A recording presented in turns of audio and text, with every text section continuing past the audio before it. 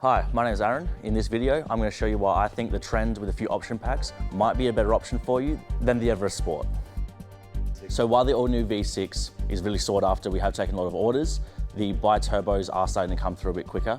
I think it might be a better option for a lot of people. It does use less fuel. It only has 30 less kilowatts and 100 less newton meters of torque. Plus your rego will be cheaper and also your insurance. If you are looking at a Trend, it only comes in the bi-turbo, so it does take a lot of the decision making out of the process for you. So now we're looking at the bi-turbo Trend. With a few options, you've almost got yourself a Sport for much less money as well. If you do go for the Trend with a premium seat pack for $900, they are still going to be heated and electric and leather.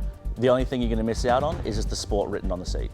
The Trend and the Sport both come standard with a power lift gate, 4x4, the bigger 12-inch screen, and 7 seats. Thank you for watching my video on why I think the Trend might be a better option over the Sport. If you do have any questions, please leave them in the comments below and don't forget to subscribe.